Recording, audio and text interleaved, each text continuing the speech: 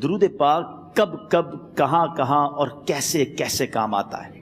ایک بہت ہی خوبصورت واقعہ، بڑا ایمان افروز واقعہ ہے جو میں آپ کے سامنے پیش کرتا ہوں۔ ایک دوست نے اپنے ایک دوسرے دوست کو قرض دیا، اور جب اس نے قرض دیا تو وہ قرض ایک بڑی اماؤنٹ تھی، 3000 دینار۔ وہ ٹائم آ گیا جب اس ٹائم وہ قرض لینے کے لیے اپنے دوست کے پاس گیا کہ بھائی مجھے میرے پیسے واپس دو، تو اس نے کہا کہ پیسے تو نہیں ہے میرے پاس، میں کولیپس ہو گیا ہوں، بزنس اب میرا ختم ہو گیا ہے، میں تمہاری رقم نہیں دے سکتا۔ اس نے ایک اور ٹائم دے دیا اسے کہ ٹھیک ہے اب اتنے دنوں کے بعد میں دے دوں گا۔ وہ ٹائم بھی گزر گیا، اور جب وہ ٹائم بھی گزر گیا تو اس کے بعد اس دوست نے کہا کہ اب تو پیسے دے دو بھائی، میرا ٹائم پورا ہو گیا ہے۔ پھر نہ دے سکا ٹائم۔ آخر کار معاملہ جو ہے وہ کورٹ میں چلا گیا، قاضی کے پاس چلا گیا۔ اب قاضی نے جس کو پیسے دینے تھے اس کو بلایا اور کہا کہ بھائی آپ کو اس کے پیسے دینے ہیں؟ کہتا ہے ہاں پیسے تو دینے ہیں۔ تو کہا پھر دیتے کیوں نہیں ہو؟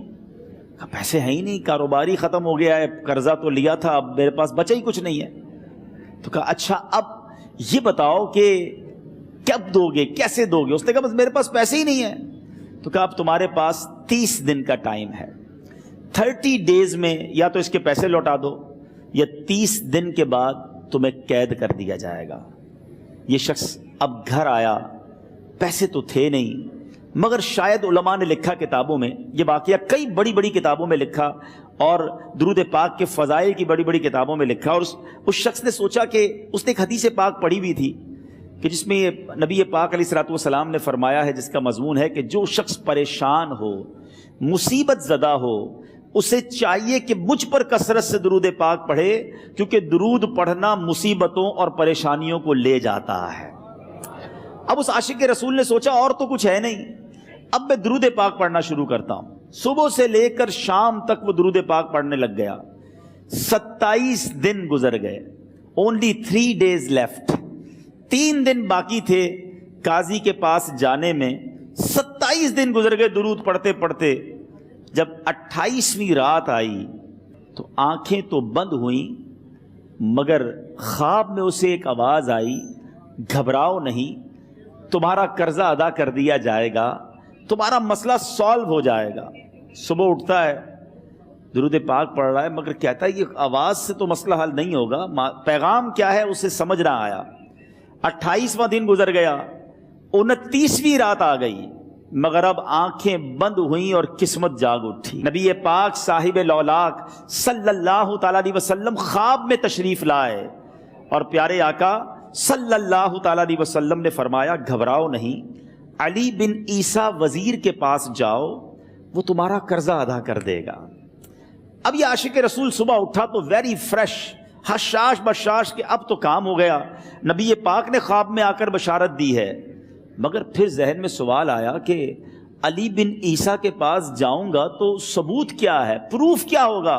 میں جا کر اس کو کہوں گا کہ میرا قرضہ دے دو، تو ایسے تو قرضہ نہیں دے دینا، اور میں نے اس کو کہا کہ مجھے نبی پاک نے خواب میں کہا ہے، اور اس نے اگر مجھ سے کوئی نشانی مانگی تو میں نشانی کیا دوں گا؟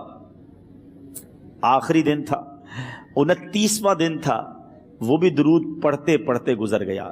30th نائٹ آ گئی، صبح وہ دن ہے جب عدالت میں جانا ہے۔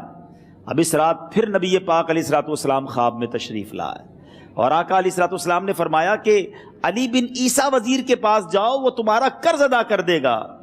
کہ حضور چلا تو جاؤں گا، لیکن اگر وزیر نے مجھ سے کوئی نشانی طلب کی تو میں کیا جواب دوں گا؟ پیارے آقا علیہ الصلوۃ والسلام نے کمال کا ارشاد فرمایا کہ علی بن عیسیٰ سے کہنا کہ تم روزانہ فجر کی نماز کے بعد 5000 بار درود پاک پڑھتے ہو، یہ راز فقط تم جانتے ہو اور تمہارا رب جانتا ہے۔ اب یہ جب صبح اٹھا تو ایک نشانی بھی مل چکی تھی۔ عدالت میں جانے سے پہلے وزیر کے دربار میں پہنچ گیا، اسے یہ ڈر تھا کہ آج پیسے نہ لوٹائے تو سزا ہو سکتی ہے۔ جب وزیر کے دربار میں پہنچا تو وزیر اپنے مشیروں کے ساتھ بیٹھا تھا۔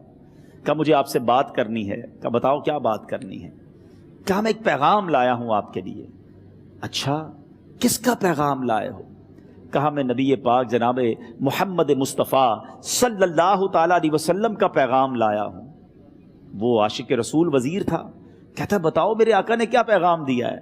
کہ حضور میں 3000 دینار کا مقروض ہوں، آج آخری دن ہے اور میرے آقا نے مجھے بشارت دی ہے کہ آپ سے کہوں کہ آپ میرا قرض ادا کر دیجئے۔ علی بن عیسیٰ کہتا ہے کوئی ثبوت ہے آپ کے پاس؟ ہے کوئی دلیل بھی ہے آپ کے پاس؟ میں کیسے مان لوں کہ آپ کو نبی پاک علیہ الصلوۃ والسلام نے بھیجا ہے؟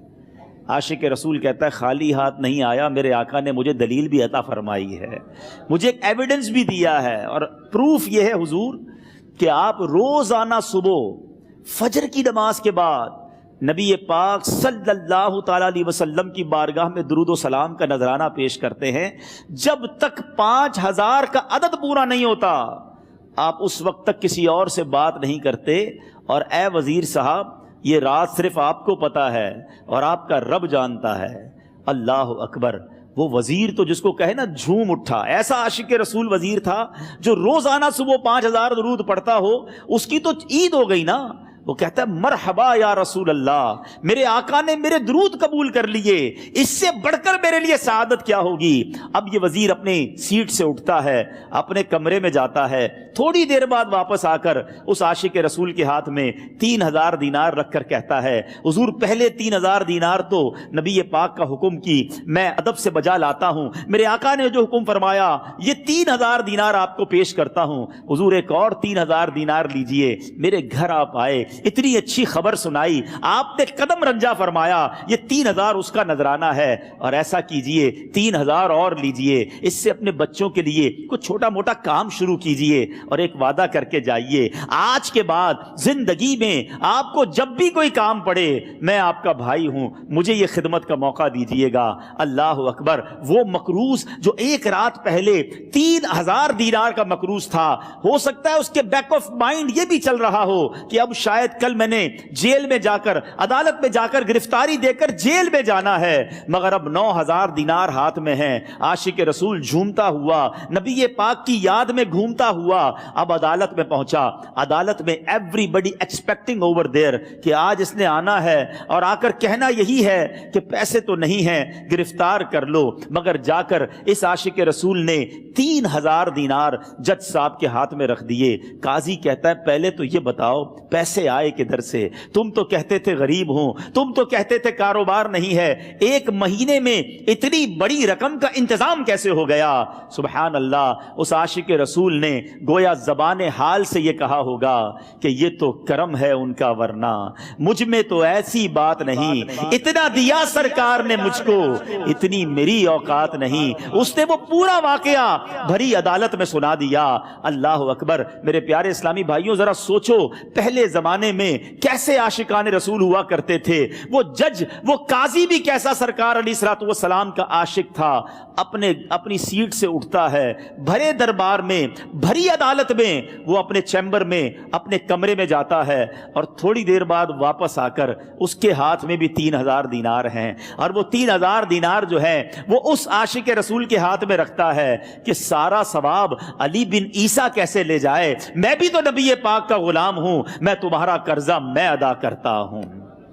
اچھا، اب ایک اور عجیب سینیریو یہ بن گیا کہ جس نے کیس کیا تھا، جس نے دعویٰ کیا تھا، وہ بھی یہ سارا منظر دیکھ رہا تھا۔ کہتا ہے جج صاحب ذرا رکیے، میں بھی اپنے آقا کا امتی ہوں، اور ایک کام کیجئے قلم کاغذ منگوائیے، اس عاشق رسول کا قرضہ ہی میں معاف کر دیتا ہوں۔ اچھا، اب عاشق رسول نے وہ واپس 3000 دینار جو جج صاحب نے دیے تھے وہ واپس جج صاحب کو دیے کہ حضور یہ پیسے آپ ہی رکھ لیں، قرضہ ہی معاف ہو گیا، اب آپ کے پیسے کا میں نے کیا کرنا ہے؟